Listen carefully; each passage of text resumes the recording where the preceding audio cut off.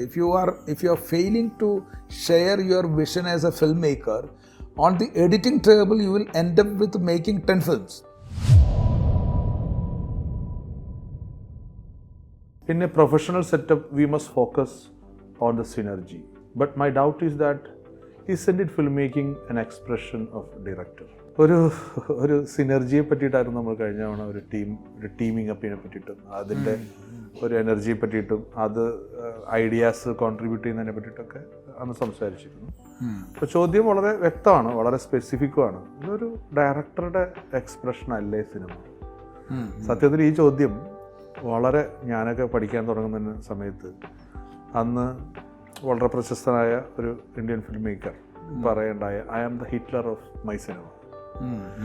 അപ്പോൾ I am the Hitler of my cinema എന്ന് പറയുന്നത് ഐ എം എ ടോട്ടാലിറ്റേറിയൻ അല്ലെങ്കിൽ I am a dictator of the movie, my movie, so I have all the right to കൊല്ലാനും തിന്നാനും വളർത്താനും ഒക്കെ സ്വാതന്ത്ര്യമുള്ള ഒരാളാണ് ഞാൻ എന്നുള്ള ഒരു ആശയം നമ്മൾ സത്യത്തിൽ കൺസ്യൂം ചെയ്തിട്ടുള്ള ഒരു കാലം ഉണ്ടായിരുന്നു.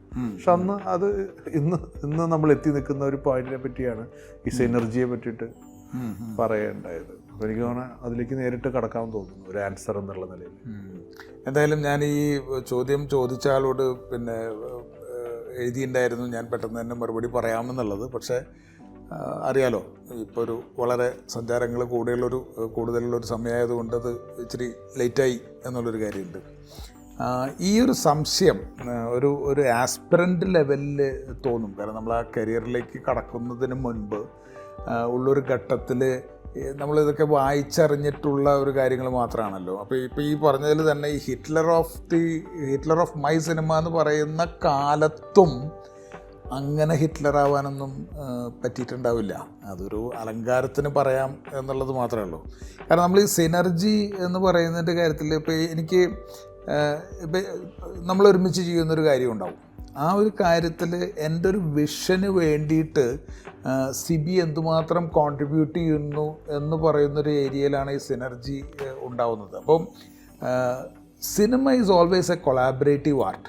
ഇപ്പം ഞാൻ പറഞ്ഞതുപോലെ തന്നെ പെയിൻറ്റിങ്ങോ അല്ലെങ്കിൽ പോയട്രിയോ പോലെയുള്ളൊരു ആർട്ടല്ലല്ലോ. അപ്പോൾ ഇതിൽ എൻ്റെ എക്സ്പ്രഷൻ തന്നെയാണ്, ഡയറക്ടറുടെ എക്സ്പ്രഷൻ തന്നെയാണ് സിനിമ എന്നതിൽ സംശയമൊന്നുമില്ല. പക്ഷേ ഈ എൻ്റെ എക്സ്പ്രഷനെ എനിക്ക് ഒരു ബ്രഷ് കൊണ്ടല്ല അത് കൊണ്ടുവരാൻ പറ്റുന്നത്. അതിൽ 22-ലധികം ഡിപ്പാർട്ട്മെൻ്റ് ഉണ്ടെന്ന് നമ്മൾ കഴിഞ്ഞ പ്രാവശ്യം സംസാരിച്ചല്ലോ. അപ്പം ഒരു ക്യാമറാമാനും ഇതിനോട് മോട്ടിവേറ്റഡ് ആവേണ്ടതുണ്ട്. ഇപ്പോൾ ഈ എൻ്റർപ്രണറിയൽ മാനേജ്മെൻറ്റ് ലെവലിൽ നമ്മളതിനെ സംസാരിക്കുകയാണെങ്കിൽ ഷെയർഡ് വിഷൻ എന്നാണ് പറയുന്നത്. അതായത് ഒരു വിഷൻ ഉള്ളൊരു ഫൗണ്ടർ ആ വിഷനെ എൻ്റെ ടീമിന് ഷെയർ ചെയ്യാൻ പറ്റണം. ഷെയർഡ് വിഷനല്ല, ഇദ്ദേഹത്തിൻ്റെ ഉള്ളിൽ തന്നെയാണ് ഈ വിഷൻ ഇരിക്കുന്നതെന്നുണ്ടെങ്കിൽ അതിൻ്റെ ഒരു പകുതി പോലും അത് പ്രൊലിഫറേറ്റ് ചെയ്യില്ല. അത് വികസിച്ച് വിരിഞ്ഞ് വരില്ല, ഒരു പൂ വിരിയുന്നത് പോലെ വിരിഞ്ഞു വരില്ല. അപ്പോൾ ഈ സിനർജി എന്ന് നമ്മൾ ഉദ്ദേശിക്കുന്നത് എപ്പോഴും എൻ്റെ വിഷനെക്കുറിച്ച് എനിക്ക് കൃത്യമായിട്ട് എൻ്റെ ടീം മെമ്പേഴ്സിനോട് പറഞ്ഞു കൊടുക്കാൻ പറ്റണം.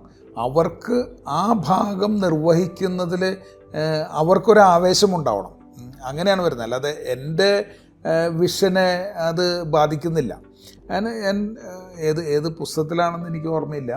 പുസ്തകത്തിൽ എഴുതിയിരുന്ന ഒരു സംഗതിയുണ്ട്. If you are failing to share your vision as a film maker, on the editing table you will end up with making 10 films എന്ന് പറഞ്ഞു കഴിഞ്ഞാൽ ക്യാമറാമാൻ്റെ ഒരു ഫിലിം ചെയ്തു വെച്ചിട്ടുണ്ടാവും, എഡിറ്ററുടെ ഒരു ഫിലിം ചെയ്തു വെച്ചിട്ടുണ്ടാവും, സൗണ്ട് എഞ്ചിനീയറുടെ ഒരു ഫിലിം ചെയ്തു വെച്ചിട്ടുണ്ടാവും എന്ന് പറഞ്ഞു കഴിഞ്ഞാൽ സ്ക്രിപ്റ്റ് മാറിപ്പോയിട്ടുണ്ടാവും എന്നുള്ള അർത്ഥത്തിലല്ല. സ്ക്രിപ്റ്റൊക്കെ അത് തന്നെയായിരിക്കും. പക്ഷേ അതിൻ്റെ ത്രസ്റ്റ് ഉണ്ടല്ലോ, നമ്മൾ പറയുന്ന ഒരു പെർസീവ്ഡ് ട്രൂത്ത് എന്ന് പറയുന്ന സംഗതി കൃത്യമായിട്ട് നമ്മൾ ആ വിഷൻ അത് ഷെയർ ചെയ്തിട്ടില്ലെങ്കിൽ ഇതിൻ്റെ ഒരു കോർ ആങ്കറിങ് ഷിഫ്റ്റായി പോയിട്ടുണ്ടാവും.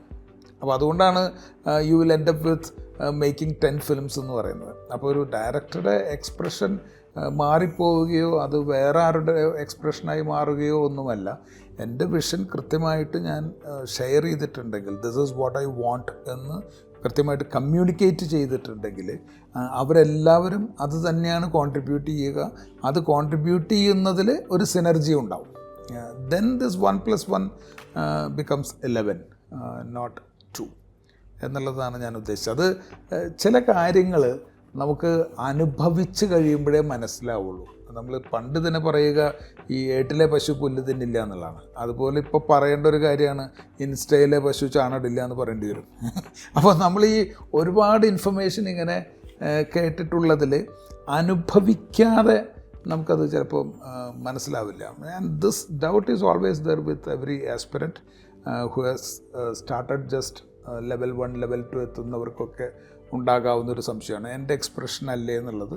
ഉറപ്പായിട്ടും അവരുടെ ഡയറക്ടറുടെ എക്സ്പ്രഷൻ തന്നെയാണ്. പക്ഷേ ആ എക്സ്പ്രഷൻ വിഷ്വലൈസ് ചെയ്യുന്നതിൽ, ആക്ച്വലൈസ് ചെയ്യുന്നതിൽ ബാക്കി എല്ലാവർക്കും കോൺട്രിബ്യൂട്ട് ചെയ്യാനുണ്ട്. അവിടെയാണ് ആ ഷെയർഡ് വിഷൻ എന്ന് പറയുന്നൊരു കൺസെപ്റ്റ് വരുന്നത്. നമ്മുടെ സ്റ്റുഡൻസിന്, നിയോയിലെ സ്റ്റുഡൻസ് ആദ്യഘട്ടങ്ങളിലൊക്കെ ചോദിക്കുന്ന ഒരു ചോദ്യത്തിൻ്റെ ഒരു സ്വഭാവമുണ്ട്. ഇതിൻ്റെ ഒരു അടുത്ത ലെവൽ ചോദ്യം അവർ ചോദിക്കാറുണ്ട്. ഇപ്പം ഡയറക്ടർ ഷോട്ട് ഡിവൈഡ് ചെയ്യുന്നു. അപ്പോൾ ഒരു ക്യാരക്ടർ സ്ക്രിപ്റ്റ് ഓൾറെഡി ഉണ്ടാക്കപ്പെട്ടിട്ടുണ്ട്. ആ സ്ക്രിപ്റ്റിൻ്റെ ക്യാരക്ടറൈസേഷൻ നടന്നിട്ടുണ്ട്. ക്യാരക്ടറിൻ്റെ വാണ്ടും നീഡൊക്കെ നിശ്ചയിക്കപ്പെട്ടിട്ടുണ്ട്. ക്യാരക്ടർ എവിടെ നിന്നാണ് ഡ്രാമ തുടങ്ങുന്നതെന്നും അയാൾ കടന്നു പോകുന്ന കോൺഫ്രണ്ടേഷൻ പൊസിഷൻസ് എവിടെയാണെന്നും മിഡ് പോയിന്റ് എവിടെയാണെന്നും ക്ലൈമാക്സ് എവിടെയാണെന്നൊക്കെ സ്ക്രിപ്റ്റിൽ ഓൾറെഡി ഡിഫൈൻഡ് ആണ്. അത് അയാളെ സപ്പോർട്ട് ചെയ്യുന്ന അലയ കഥാപാത്രങ്ങൾ ആരൊക്കെയാണ്, ഒപ്പണൻസ് ആരൊക്കെയാണ്, അയാൾക്ക് വേണ്ടി പ്രവർത്തിക്കുന്ന ടീം ആരാണ്, ഇതൊക്കെ നമ്മൾ സ്ക്രിപ്റ്റിൽ ഡിഫൈൻഡ് ആണ്. ഇത് ഡയറക്ടർ ഷോട്ടുകളായിട്ട് എടുക്കുന്നു, ഷോട്ടുകളായിട്ട് ഡിവൈഡ് ചെയ്യുന്നു. എന്നിട്ട് അത് ഷൂട്ട് ചെയ്യാൻ ക്യാമറാമാനെ ഏൽപ്പിക്കുന്നു, അല്ലെങ്കിൽ സിനിമാറ്റോഗ്രാഫറെ ഏൽപ്പിക്കുന്നു. സിനിമാറ്റോഗ്രാഫർ അതിൽ ചില തീരുമാനങ്ങൾ എടുക്കുന്നു. ഉദാഹരണമായിട്ട് ഇപ്പോൾ ഡയറക്ടർ പറയുകയാണ് ഇതൊരു വൈഡ് ഷോട്ടാണ് വേണ്ടത്, അല്ലെങ്കിൽ ഒരു ക്ലോസപ്പ് ഷോട്ടാണ് വേണ്ടത്. അപ്പോൾ സിനിമാറ്റോഗ്രാഫർ സ്വാഭാവികമായിട്ടും ചില ടെക്നിക്കൽ തീരുമാനങ്ങൾ നിർബന്ധമായിട്ടും സിനിമാറ്റോഗ്രാഫർ എടുക്കേണ്ടി വരും. അത് ഏത് ലെൻസിലാണ് ഷൂട്ട് ചെയ്യേണ്ടത്, അല്ലെങ്കിൽ ഏത് ആംഗിളിൽ, ഏത് മൂവ്മെന്റിൽ, ഏത് ടെക്നിക്കൽ എക്യുപ്മെന്റ് വെച്ചിട്ടാണ് അത് ഷൂട്ട് ചെയ്യേണ്ടത്, ഏത് ലൈറ്റ് യൂസ് ചെയ്യണം, അതിന്റെ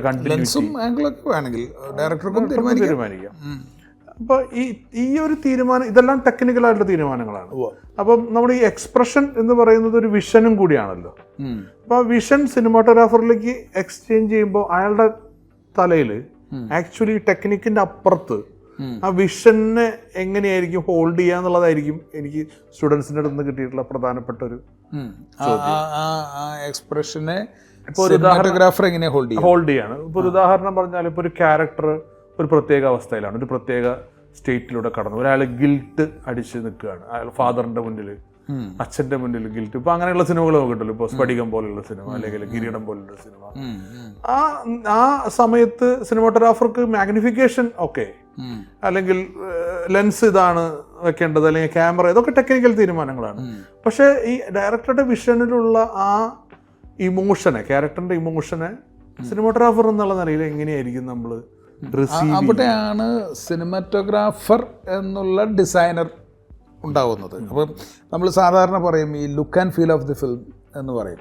അപ്പോൾ ഈ look and feel of the ഫിലിമിൽ ഈ ലുക്കിനെ കുറിച്ചിട്ടാണ് നമുക്ക് ടെക്നിക്കാലിറ്റികളിലൊക്കെ പറയാവുന്നത്. എന്ന് പറഞ്ഞാൽ അതിൻ്റെ ഓഡിയോ വിഷ്വൽ ക്വാളിറ്റിയിൽ വിഷ്വൽ ക്വാളിറ്റി എങ്ങനെ ഉണ്ടായി എന്നൊക്കെ പറയുന്ന കാര്യമാണ് എത്തിയത്. പക്ഷേ ഇതിൻ്റെ അറ്റത്ത് ഈ ഫീൽ എന്താണെന്ന് പറയുന്നതാണ് ഇതിൻ്റെ ഡിസൈഡ് ഔട്ട്കം എന്ന് പറയുന്നത്. ആ ഫീൽ അതിലുണ്ടോ എന്നുള്ളതാണ്. ഇപ്പം മുൻകാലത്ത്, ഇപ്പം മോണിറ്റർ വരുന്നതിന് മുമ്പ് ക്യാമറമാൻ രണ്ട് രീതിയിൽ അതിനെ നോക്കും. ഒന്ന് ഈ വ്യൂ ഫൈൻഡറിൻ്റെ ഉള്ളിലൂടെ നോക്കും, അത് കഴിഞ്ഞിട്ട് ചില കറക്ഷൻസ് നടത്തും. വീണ്ടും വ്യൂ ഫൈൻഡറിൻ്റെ ഉള്ളിലൂടെ നോക്കും, പിന്നെ ചില കറക്ഷൻസ് നടത്തും.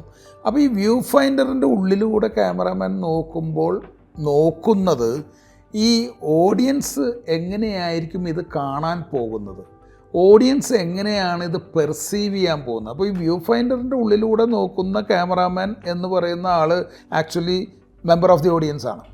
അപ്പോൾ അവിടെ എനിക്ക് ഈ ഇമോഷൻ കിട്ടുന്നുണ്ടോ, അവിടെ ഈ എക്സ്പ്രഷൻ കമ്മ്യൂണിക്കേറ്റ് ചെയ്യപ്പെടുന്നുണ്ടോ, ഈ കമ്മ്യൂണിക്കേറ്റ് ചെയ്യപ്പെടുന്ന എക്സ്പ്രഷൻ തന്നെയാണോ അല്ലെങ്കിൽ ഇമോഷൻ തന്നെയാണോ ഡയറക്ടർ എന്നോട് പറഞ്ഞത് എന്ന് പറയുന്ന ഒരു അസസ്മെൻറ്റ് നടന്നിട്ട് അതെനിക്ക് മുഴുവൻ കിട്ടുന്നില്ലെങ്കിൽ അവിടെ കുറച്ച് ലൈറ്റ് കുറയേണ്ടതുണ്ട്, അല്ലെങ്കിൽ ഇവിടെ കുറച്ച് ലൈറ്റ് കൂടേണ്ടതുണ്ട്, അല്ലെങ്കിൽ കുറച്ചും കൂടി ക്യാമറ മുമ്പിലേക്ക് പോകേണ്ടതുണ്ട്, അല്ലെങ്കിൽ ക്യാരക്ടർ കുറച്ചുകൂടി മുന്നിലേക്ക് വരേണ്ടതുണ്ട്, അല്ലെങ്കിൽ ക്യാമറ ഓപ്പറേഷൻ്റെ സ്പീഡ്, ടെമ്പോ ഇച്ചിരി കൂടി മാറേണ്ടതുണ്ട്.